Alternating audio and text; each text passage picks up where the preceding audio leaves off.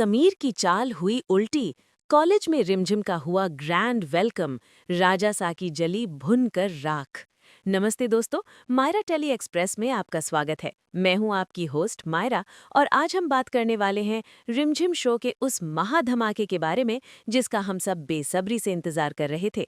राजासा यानी हमारे समीर सा का अहंकार आज चकनाचूर होने वाला है।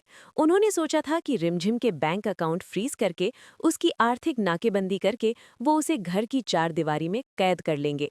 लेकिन वो भूल गए कि जिस लड़की ने भरी पंचायत में अपनी आवाज उठाई थी, वो एक छोटी सी रुकावट से हार मानने वालों में से नहीं है।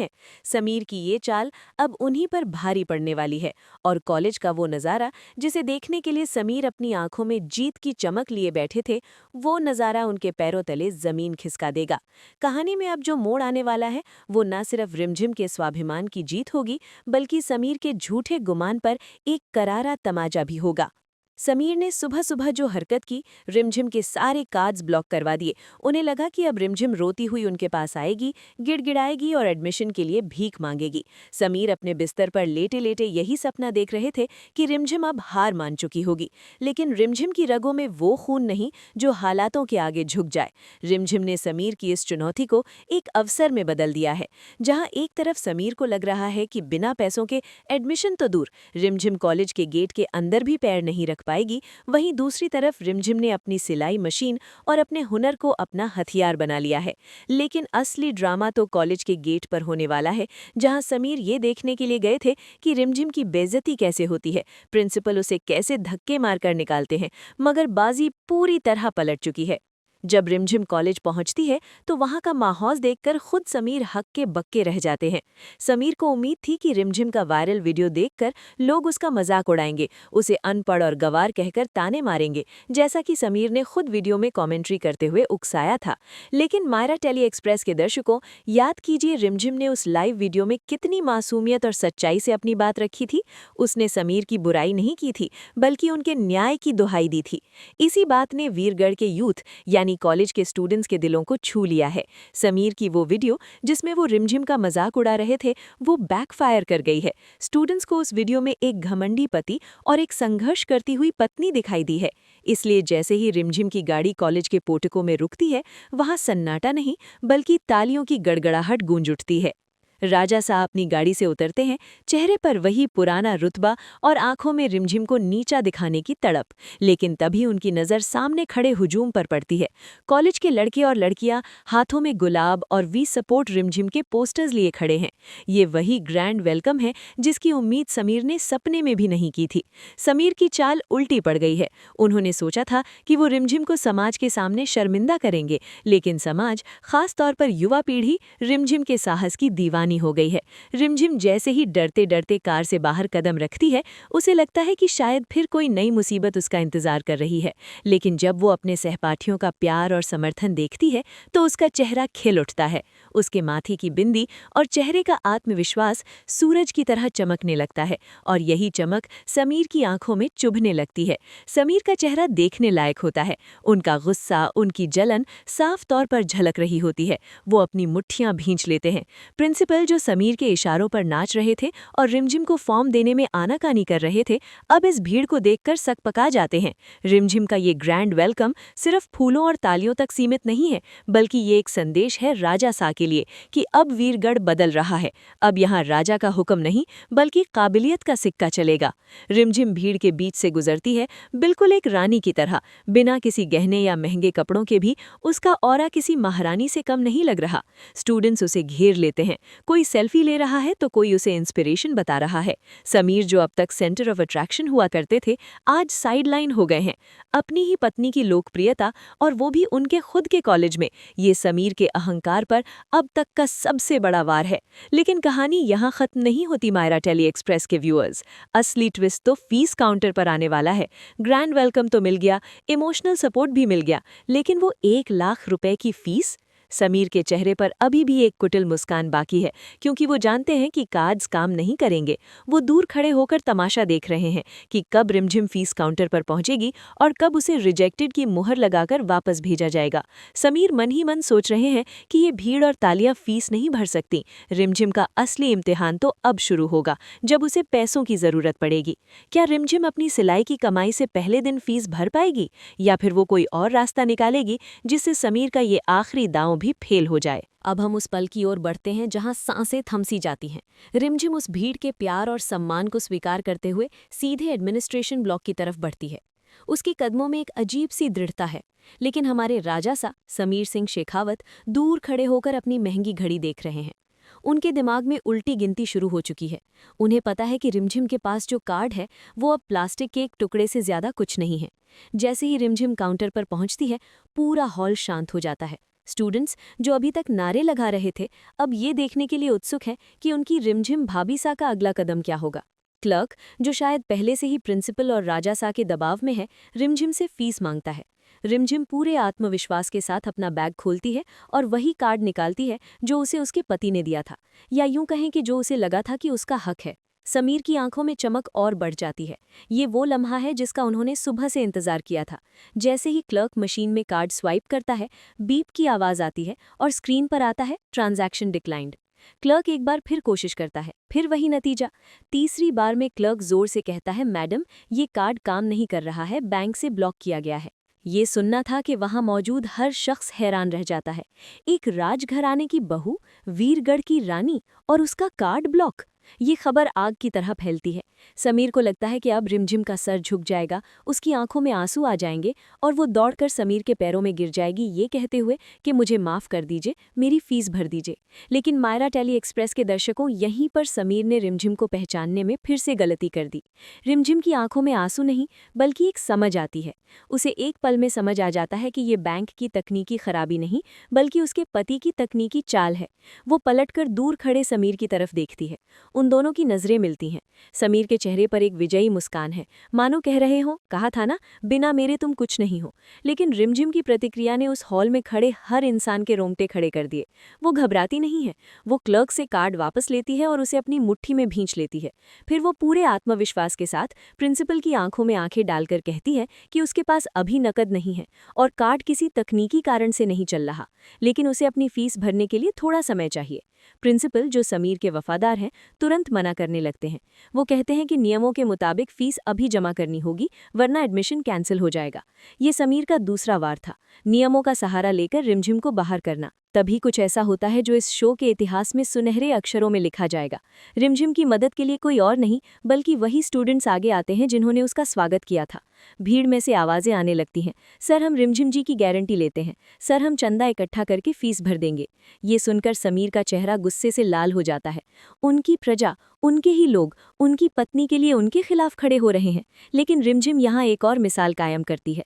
वो हाथ जोड़कर सभी स्टूडेंट्स को मना कर देती है। वो कहती है कि ये लड़ाई उसकी अपनी है और वो अपनी पढ़ाई किसी के एहसान या चंदे से नहीं, बल्कि अपनी मेहनत से करना चाहती है। वो प्रिंसिपल से कहती है कि उसे सिर्फ मोहलत चाहिए, माफ़ी नहीं। उसकी आवाज़ में इतनी सच्चाई और स्वाभिमान होता है कि वहाँ खड़े हर शख्स को उसके आगे झुकना पड़ता है। प्रिंसिपल के पास भी इतने सारे गवाहों और समर्थकों के सामने उसे कुछ दिनों की मोहलत देने के अलावा कोई चारा नहीं बचता। समीर, जो ये तमाशा अपनी जीत के रूप में देखना चाहते थे, अब खुद तमाशा बनकर रह गए हैं। उनका अकाउंट फ्रीज वाला पैंतरा रिमझिम को तोड़ने के बजाय उसे और मजबूत बना गया।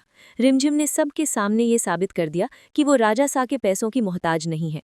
उसने उस ब्लॉक कार्ड को वहीं काउंटर पर छोड़ दिया, जैसे वो समीर के अहंकार को वहां त्याग रही हो। ये दृश्य इतना पावरफुल था कि देखने वालों को लगा जैसे आज सही मायनों में मकर संक्रांति हुई है। पुराने बंधनों की कटाई और एक नई आत्मनिर्भर रिमझिम का उदय। समीर वहां से बिना कुछ बोले तेज कदमों से निकल जाते हैं, क्योंकि वो जानते हैं कि अगर वो वहां एक पल और रुके तो उनकी बची कुची इज्जत भी स्टूडेंट्स की नज़रों में खत्म हो जाएगी। उनकी गाड़ी का धूल उड़ाते हुए जाना उनकी हार का प्रतीक बन जाता है। लेकिन कहानी में असली ट्विस्ट तो अब घर लौटने पर आने वाला है। रिमझिम ने समय तो मांग लिया, लेकिन 1 लाख रुपए, वो भी सिर्फ कुछ दिनों में। ये कोई मामूली रकम नहीं है। यहाँ से शुरू होता है रिमझिम का असली संघर्ष। घर लौटकर जब वो अपने कमरे में जाती है तो उसकी नज़र उस पुरानी सिलाई मशीन पर पड़ती है जो शायद घर के किसी कोने में धूल खा रही थी। ये वही मशीन है जो अब उसकी तकदीर लिखेगी। समीर ने उसके हाथ बांधे थे, लेकिन उसके हुनर को नहीं बांध पाए। रिमझिम तय करती है कि वो अपने हुनर का इस्तेमाल करेगी। वो डिज़ाइनर कपड़े बनाएगी, सिलाई करेगी और एक एक पैसा जोड़कर अपनी फीस भरेगी। ये सफ़र आसान नहीं होने वाला, क्योंकि समीर साथ चुप बैठने वालों में से नहीं है। कॉलेज में मिली हार की तिलमिलाहट उन्हें घर के अंदर रिमझिम के लिए नई मुसीबतें खड़ी करने पर मजबूर करेगी। अब सवाल यह है कि क्या एक राजघराने की बहू का सिलाई करना महल की दीवारों को स्वीकार होगा? जब रिमझिम मशीन चलाएगी तो क्या उसकी आवाज़ समीर के कानों में चुभेगी नहीं? और वो रहस्यमयी बंदूक वाला आदमी जो प्रोमो में दिखा था, उसका कनेक्शन इस सबसे क्या है? क्या समीर अपनी नफरत में इतना आगे बढ़ जाएंगे कि रिमझिम की जान को खतरा पैदा हो जाएगा? या फिर ये कोई बाहरी दुश्मन है जो इस पारिवारिक कलह का फायदा उठाना चाहता है?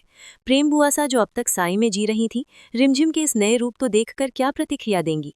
क्या रिमझिम के इस संघर्ष में उसे महल के अंदर से कोई गुप्त साथी मिलेगा?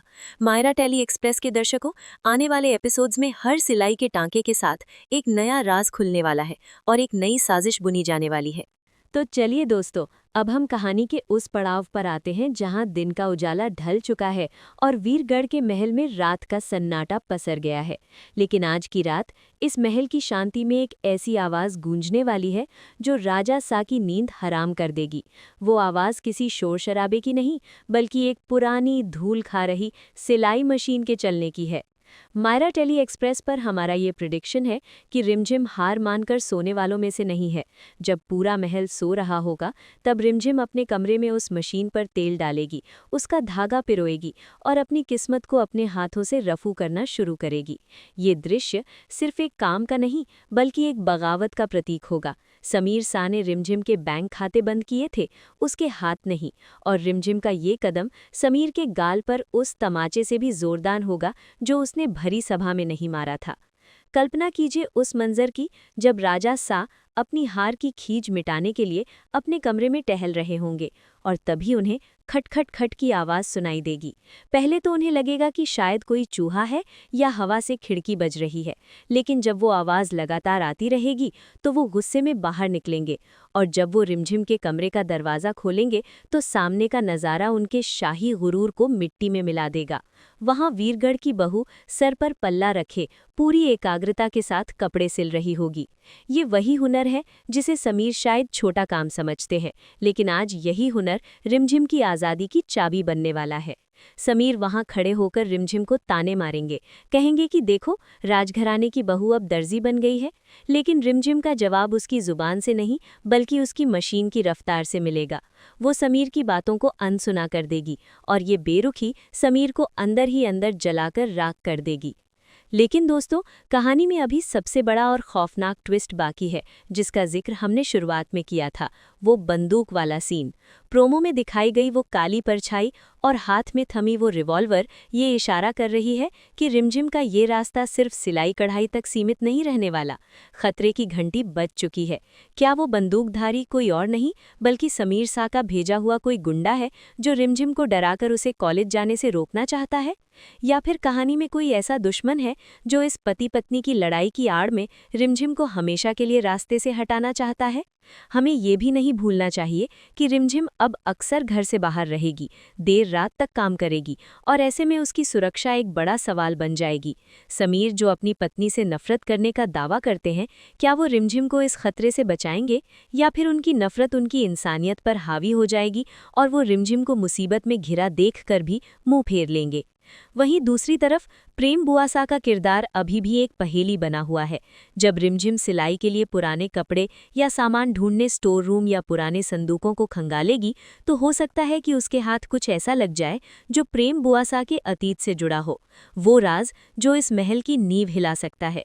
रिमझिम की ये नई यात्रा उसे सिर्फ कॉलेज की डिग्री ही नहीं दिलाएगी, बल्कि उसे उस सच्चाई के करीब भी ले जाएगी जिसे वीरगढ़ के लोग सालों से दबाए बैठे हैं। सिलाई मशीन की सुई सिर्फ कपड़े ही नहीं सिएगी, बल्कि शक और साजिशों के वो धागे भी उधेड़ देगी जो रिश्तों को जकड़े हुए हैं। दर्शकों, तैयार हो जाइए एक इमोशनल रोलर कोस्टर राइड के लिए, क्योंकि अब रिमझिम सिर्फ एक बहू नहीं बल्कि एक योद्धा बनकर उभरेगी। तो दोस्तों, ये था हमारा आज का महाविश्लेषण रिमझिम के आने वाले धमाकेदार ट्रैक पर। समीर की चाल उल्टी पड़ चुकी है, कॉलेज में रिमझिम का ग्रैंड वेलकम हो चुका है और अब सिलाई मशीन बनाम शाही खजाने की जंग शुरू हो चुकी है।